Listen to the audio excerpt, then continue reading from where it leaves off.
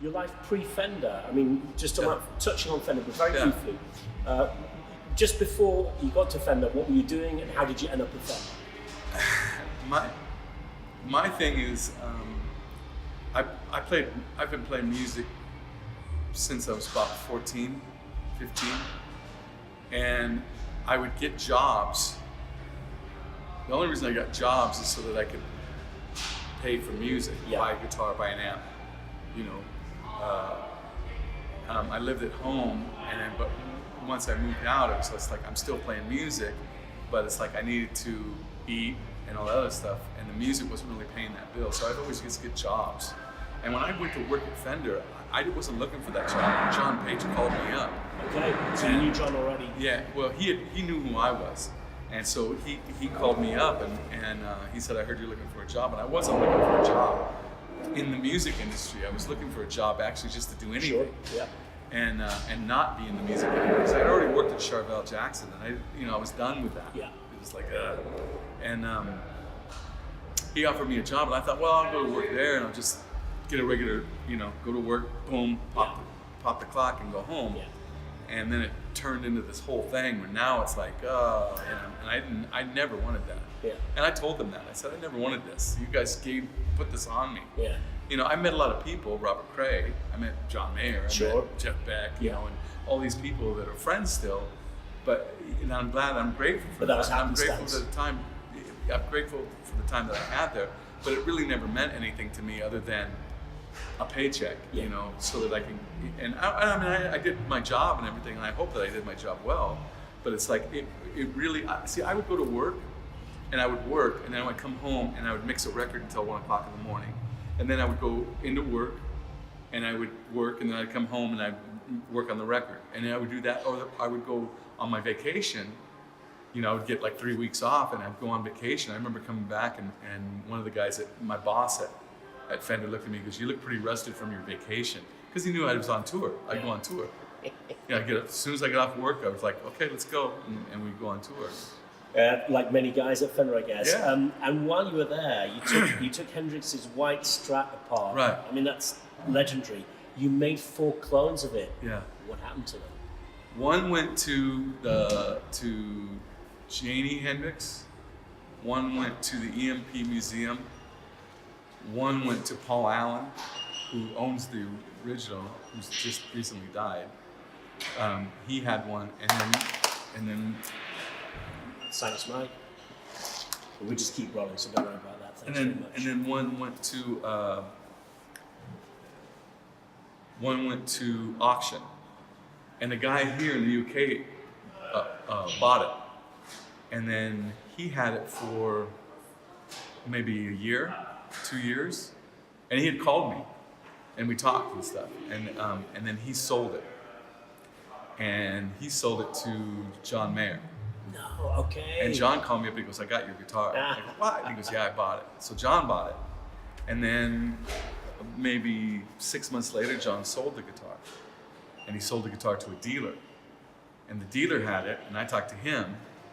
And then the dealer ended up selling it to, I think, a guy named Fred Ziff, that's an amazing collection. I think is this a guy in Germany maybe? He's in Long Island. Oh, okay, fine. Yeah.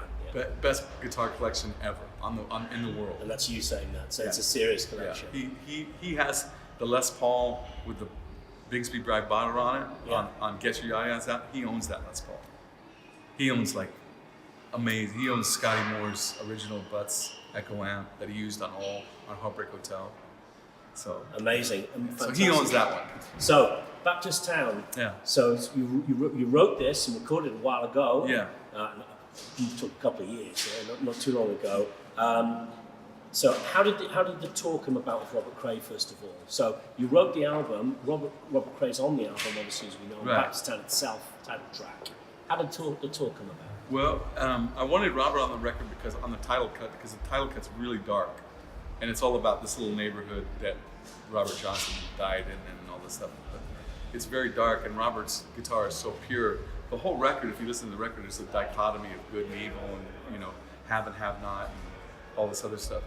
And I really wanted that dichotomy in there of this really dark sound, but with that really beautiful, pristine Strat sound Robert has. And so I had asked him to play on it, and so he said, yeah, and he did it and all that stuff. And Robert, he's one of those guys that I stayed in touch with since I left Fender, and there were some shows that came up, and I asked if I could open up, and we opened up one show at the House of Blues in Anaheim, and then he liked it, Robert liked it, and then they offered some other dates in America that we did with them, and we've gone on really with it. I had told their manager, Tim Aller, I said, well, what else is you guys doing? Oh, we're going over to the UK. And I'm like, oh, really? I go, I've never been there. He goes, we've never played there, but I've never played in the UK. He goes, you should come with us. He goes, because normally we don't get to pick who opens up for us, but if we could pick you, that would be great. And so I said, well, yeah, let's figure it out. And so that's how I got over here. Awesome. You've had a chance to play with Robert on stage together throughout this tour, or no? So okay, it's you thing, his thing, as it usually is, right? Yeah. As it usually is. Anything on the tour so far in the UK that was mind bending, or has it all been outstanding, or is there anything that stood out unusual, or? I mean, all of it was great. I mean, last night we played Liverpool, and that was heavy for me, because like I said, growing up, listening to the Beatles, and then, eventually playing guitar, and then, I mean, that is the whole thing, really, for so many musicians. The Beatles. I saw a little clip of you in a graveyard. Yeah. So yesterday, there's a movie that's called Nowhere Boy. That's an amazing movie. Everybody should watch that movie, because it really talks about John Lennon growing up, and the biggest thing was his mom. His mom died tragically when he was very young. He got hit by a car right like 20 yards from the house. Julia. Yeah. And he wrote a couple of songs about her and stuff like that. And so, but the movie's all about that. And then his aunt kind of raised him and helped him and all that stuff. But Julia was heavy for him, and that really impacted him. And so when we were here, I was like, I want to go by the graveyard and see the grave. And so we got flowers, and we put flowers on her grave. So that's it's a tiny little headstone, like this big, really, really small. And try to find it. And I found it. There was a guy walking through, and I said, hey, and he goes, yeah, it's down here. Him and his wife. And he goes, why are you here? And I go, well, we're on tour and doing this thing. He goes, oh, I play bass. I go, you do? And he goes, yeah. He goes, where are you playing? I go, we're playing at the Philharmonic Hall. He goes, what? I go, yeah, we're opening up for Robert Cray. He goes, Robert Cray? He's like one of my favorite artists. I go, you want to go to the show? And he's like, what? I go, yeah. So he came last night. That's good. And it was neat. I got to talk to him last night too. But it was nice to go by John's house, to go by the cemetery. That was really, and to play. And there's a song on Baptist Town. We do a version of "Can't Buy Me Love," and it's real heavy. And last night I just told him, I said, we haven't played this the whole tour. We're going to play it tonight here because, for that reason. That's the thing.